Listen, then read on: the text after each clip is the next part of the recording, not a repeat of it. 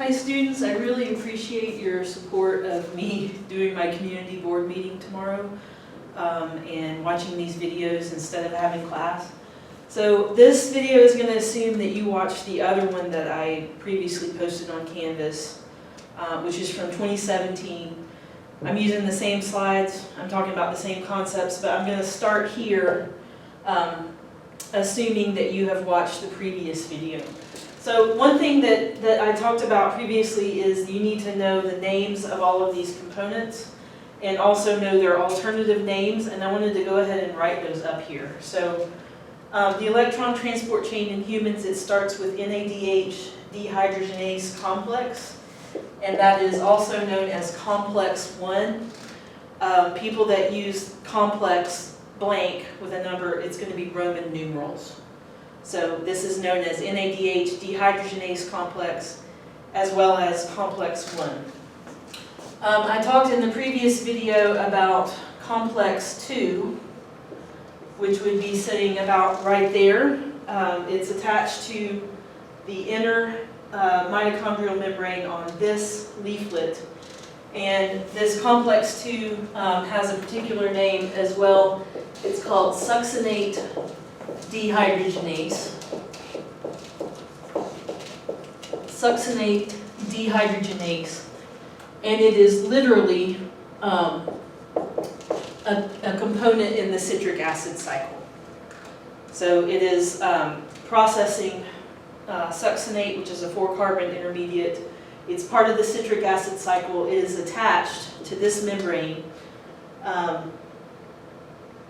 basically at this spot. And what it is doing is it is feeding FADH2 electrons into the electron transport chain at this spot. So when FADH2 is contributing electrons to the electron transport chain, it is doing so through this complex, complex 2 or succinate dehydrogenase, and from there those electrons would go on to ubiquinone. So again, I wish your book showed it. We're drawing it in right here. You need to know what that is, and that it's complex 2, and that it is moving electrons from FADH2 onto ubiquinone. So our next component is ubiquinone. I have some separate slides coming up that say more about ubiquinone, but your book indicates it with a Q. And notice it's not a large enzyme complex. It's not pumping protons. It's only an electron carrier, and it's within the inner membrane of the mitochondrion. Ubiquinone can pick up electrons either from complex 2 or from complex 1. But wherever it gets the electrons from, it's going to transmit them to our next component, cytochrome BC1 complex. This would be complex 3 in the Roman numeral style. This is a proton pumper. It's receiving electrons from ubiquinone. It's passing electrons onto cytochrome C. But its name is cytochrome BC1 complex or complex 3. From there, electrons are going to be passed to cytochrome C, not a proton pumper, but see how they have put cytochrome C on the outer leaflet. This is such complicated terminology. It's on the outer leaflet of the inner mitochondrial membrane. So that position is important for it to be able to pick up electrons from cytochrome BC1 complex and pass them to our last real component of the electron transport chain, which is cytochrome oxidase complex. Cytochrome oxidase complex. So its name is telling you this oxidizes cytochrome. This takes electrons away from cytochrome into itself, and it's going to pass those electrons onto oxygen. So this is where oxygen comes into play. And when oxygen combines with those electrons and with protons from the matrix, we form water. So all of that is done by cytochrome oxidase complex. It's also known as complex 4. On the previous slide set, I had talked about ATP synthase.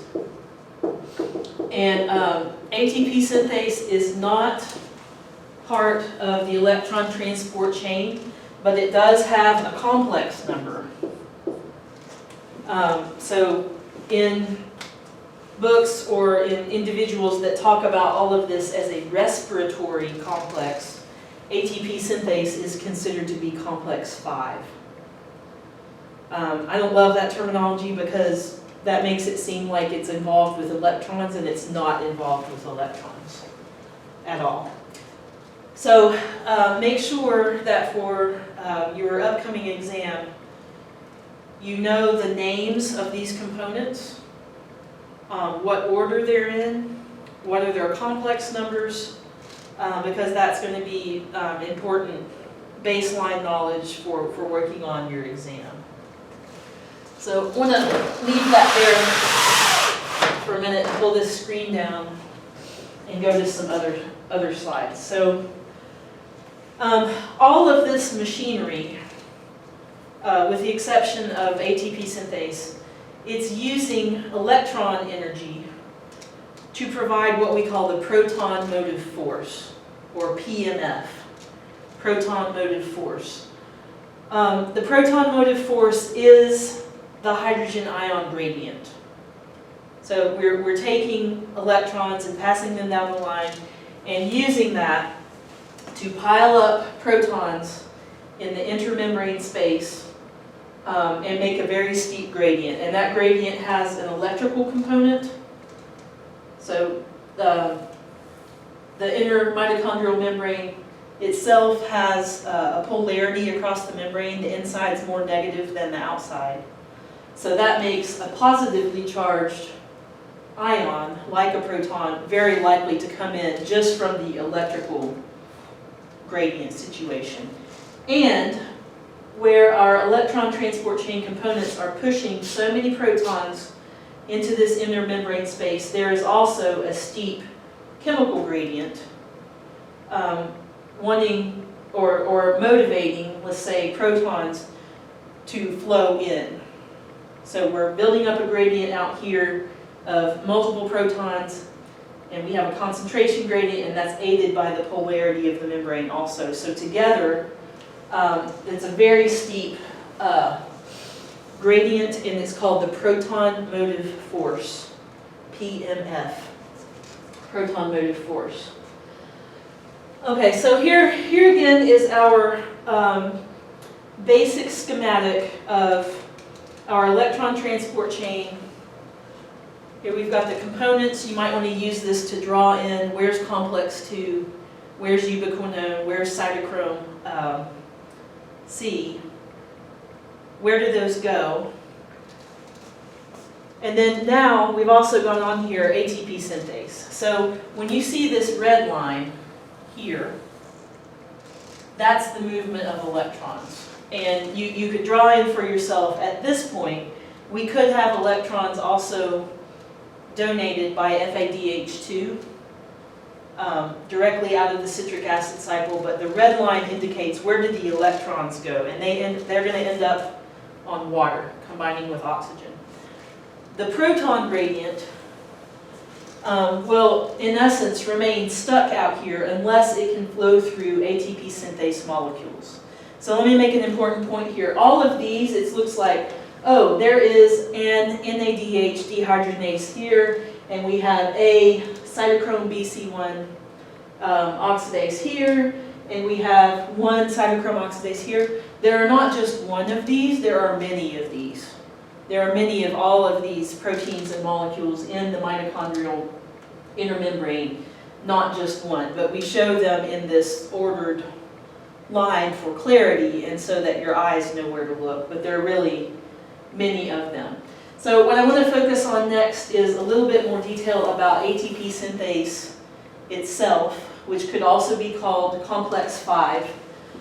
And it's going to let protons flow through its interior And that motion of protons moving through provides the energy to add inorganic phosphate onto ADP and produce ATP. So this ATP here, this is representing most of the ATP that can be generated by burning glucose. It comes from this process. So this is going to make really a lot of ATP. This is the crystal structure of part of ATP synthase. It's a massive protein.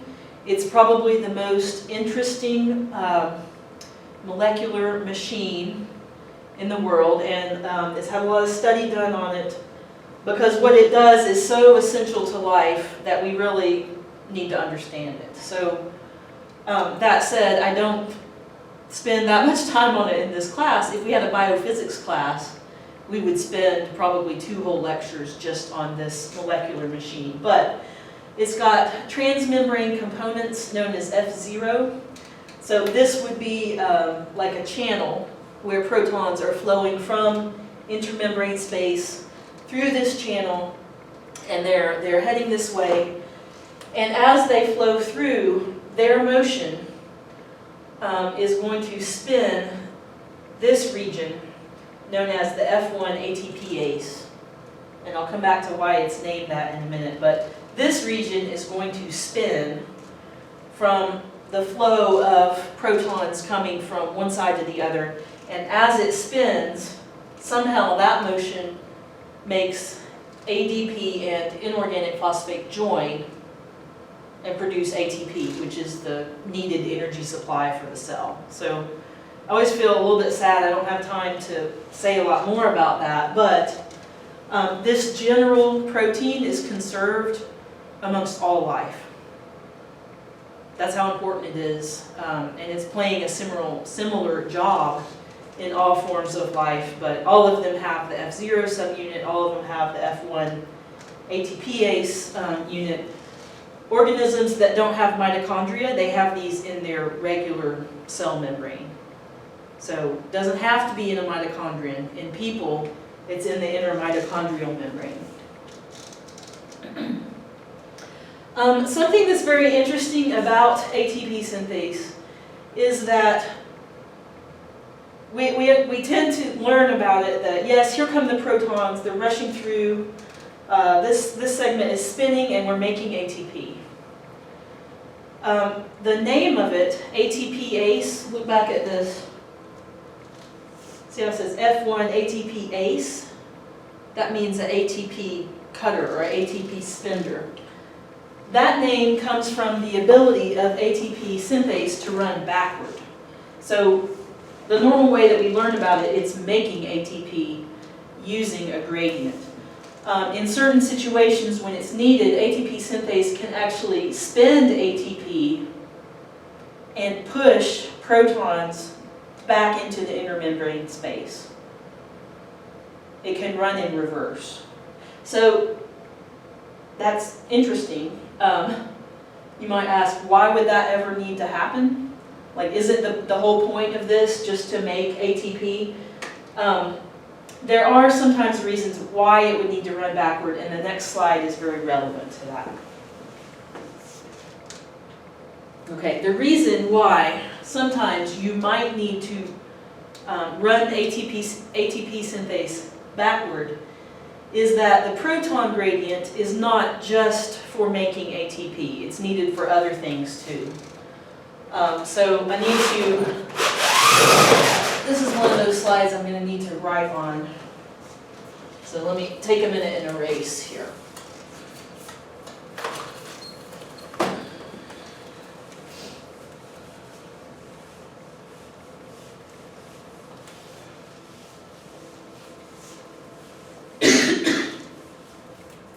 So my claim is to you that sometimes you need the proton gradient for more than just making ATP. You need the proton gradient across the inner mitochondrial membrane because it's needed for co-transport. It's needed to get important substances into the matrix. So here's some examples of that. Let's start here. The proton gradient is the driver for pyruvate import. So remember, we made pyruvate out here in the cytosol during glycolysis. That's where it mainly is. But pyruvate needs to get into the mitochondrial matrix for that next step using the pyruvate dehydrogenase enzyme. So this membrane, remember this outer membrane is permeable to things that are less than 5 kilodaltons. So small stuff like pyruvate, it can go through the outer membrane, okay, can't get through the inner membrane without help. So the proton gradient is required to help move pyruvate into the matrix where it's going to be needed next. So no proton gradient, no pyruvate. That would be a problem. You also need the proton gradient to help co-transport inorganic phosphate. So inorganic phosphate, it can go through the outer membrane because it's small. It needs help to get across the inner membrane. The proton gradient helps power that movement.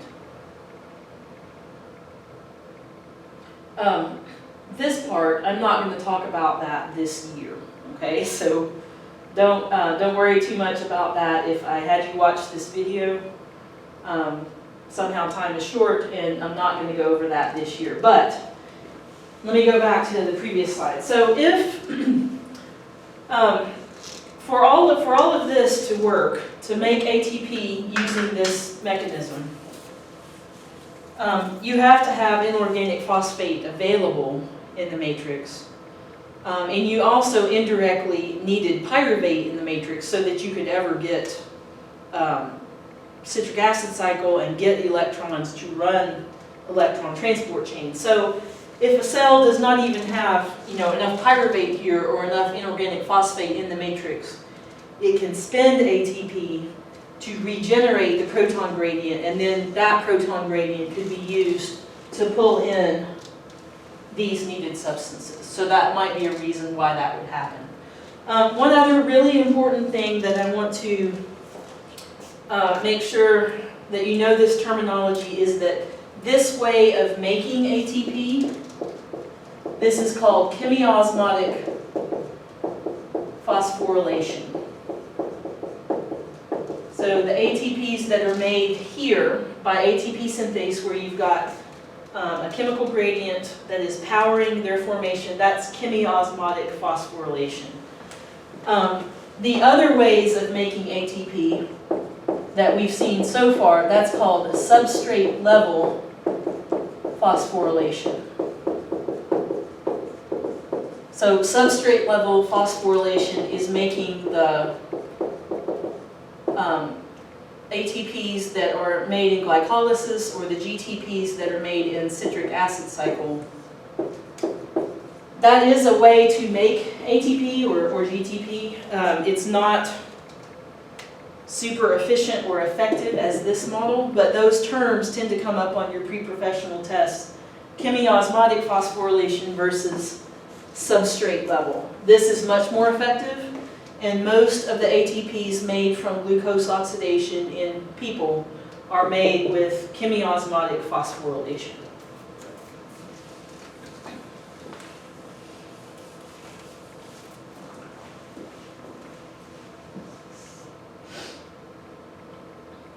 Okay, so this problem of having to import substances across this impermeable inner mitochondrial membrane is relevant to more than just what I've said here. So it shows up in another way as well, and that comes in our accounting of how many ATPs are made in different steps of oxidation of glucose.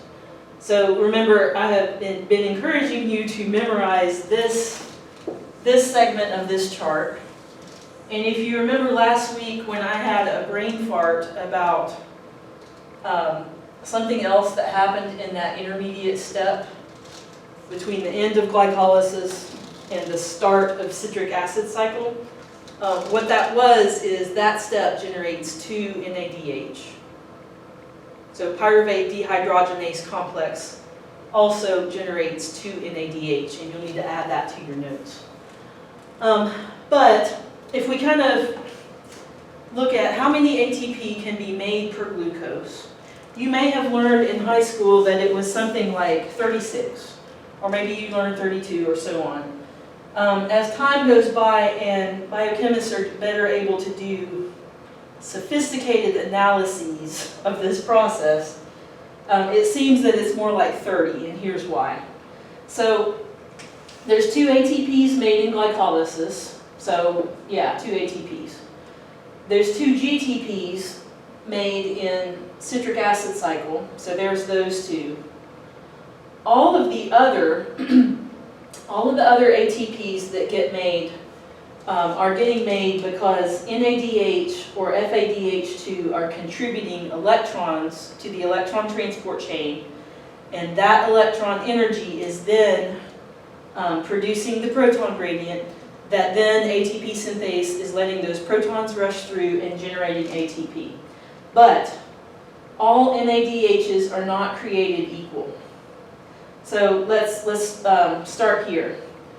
6 NADH made during citric acid cycle will become, their energy will be transported, converted, transmitted into 15 ATPs. So the 6 NADHs that are made in citric acid cycle will end up being 15 ATPs by the end of aerobic respiration. So that's 2.5 ATPs per NADH. Okay, now let's look at FADH2. FADH2s are just not as great at making ATPs as NADH. And now that you know how they get into the electron transport chain, you know why. Because these are entering at complex 2 at succinate dehydrogenase, and they skipped over a proton pumper. They skipped over NADH dehydrogenase. Thus, these cannot contribute to making all of the proton gradient that's possible with an NADH. These aren't as powerful for making ATP. They're worth 1.5 ATPs per FADH2. So your total there is 3, your total here is 15.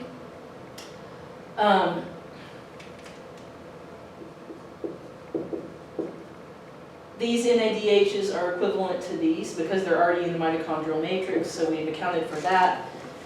These NADH from glycolysis are not as powerful at making ATPs as NADHs that were already in the mitochondrial matrix, because these have an import cost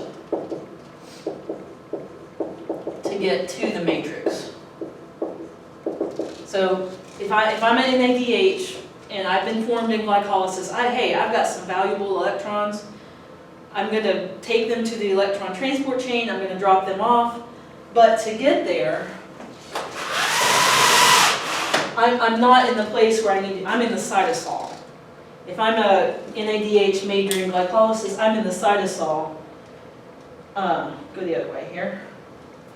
I'm out here, and I have to get my electrons here into the matrix, and I can probably go through this membrane, but I've got an energy cost to get across this membrane, so it would be like a toll, if you imagine a toll. So this is why these days we don't say that aerobic respiration of glucose makes 36 ATP, because it just doesn't.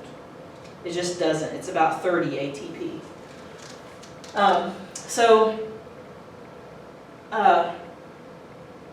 If this does not make sense, this is not a huge deal on the exam, but it's fairly important. So one good thing about the videos is if this does not make sense, you can just watch them again and spend more time with video me. Haha. So what I want to do the rest of the time is talk about how does the magic happen. So we've got these proteins that are they're receiving electrons they're passing on electrons, they're using that energy to push protons across the intermitochondrial membrane. How does that even happen? It's a really important process and it's really cool.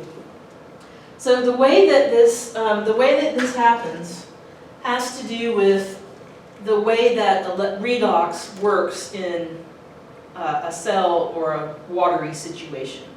So these are redox reactions. And every time we have an oxidized substrate that is now going to pick up electrons and become reduced. So this is saying that A is able to receive electrons and become reduced. When the electrons first arrive on A or with A, there will be this transient intermediate where A has electrons for just a fraction of a second.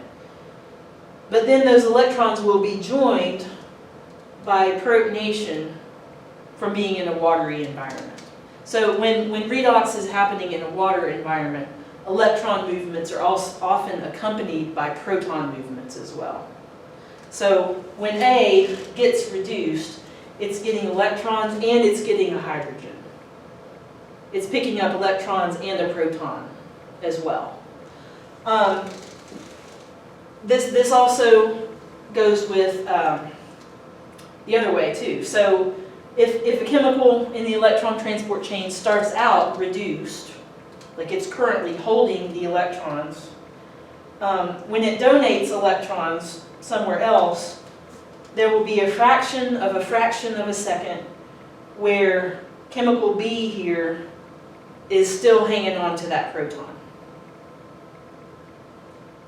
So you have the electrons move first, the protons follow after. So B donated electrons somewhere else. For a fraction of a second, there's a proton hanging on. And then the proton also is going to leave. It's like the electron is really the one with the agency and the proton's like, what, wait, what, where'd you go? And then the proton also left B as well.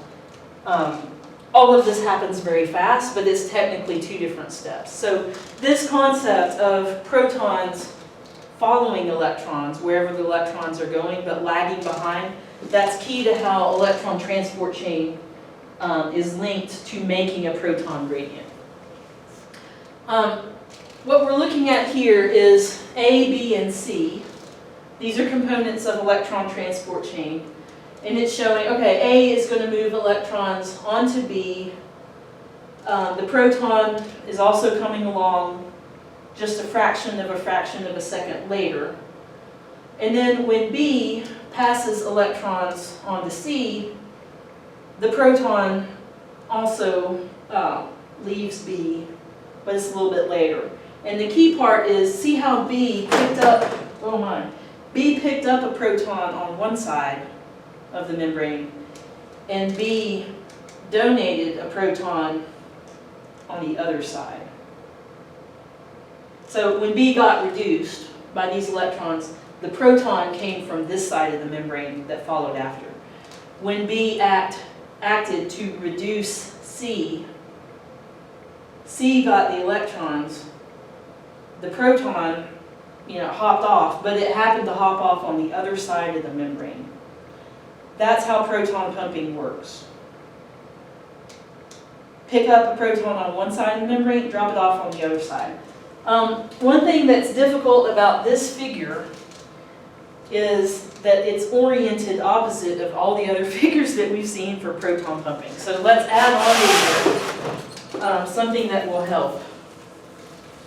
What will help? Let's label the sides of this membrane with what real side they would be representing. So if B picked up a proton on this side is representing the matrix side, right here.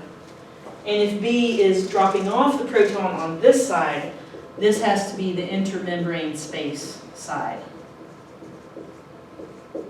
over here. So when I say that this is upside down compared to the other slides, all of our other slides have shown that the proton goes from down to up on the page. there's really no down or up in cells, but it's going from the matrix side to the intermembrane side. And on this picture, that happens to be upside down from the way it was before. So that's the way generally that these proteins are picking up and handing off electrons and protons. And here we come again to our overview picture. So now I know that we have shown this like 5 times already. It's pretty important. I want to use it this time to focus on the proton pumpers. So in this, there are a lot of players, but only these 3 have the ability to pick up a proton on one side and to drop it off on the other side. So when we see that this proton is moving, it would join NADH dehydrogenase right after these electrons were donated to it. So electrons on, electrons off, proton off. And every one of these pumping complexes would be going through that cycle. Electron on, electron off, proton off.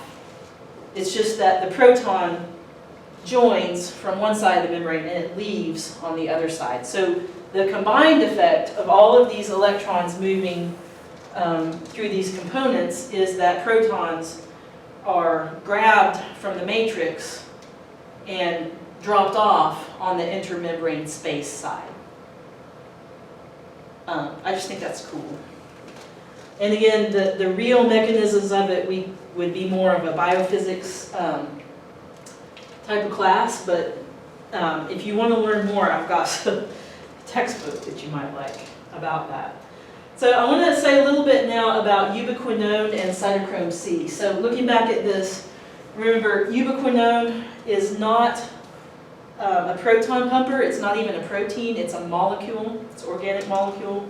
So is cytochrome C. They're required for moving electrons, but they're not involved with the proton motive force part. So here is a picture of what ubiquinone really is. It's got a hydrocarbon tail that makes it stay in the intermembrane. Sorry, it makes it stay in the inner mitochondrial membrane. And it can alternate between oxidized and reduced forms. So this would be the oxidized form. When it adds, or when it accepts electrons and a proton, they're adding on here and here, which is interesting. They're adding across these double bonds. But when reduced, ubiquinone drops off the electrons to cytochrome BC1 oxidase, it would convert back to this form. So it's a membrane-associated organic molecule. It can pick up electrons, and it does that actually in 2 different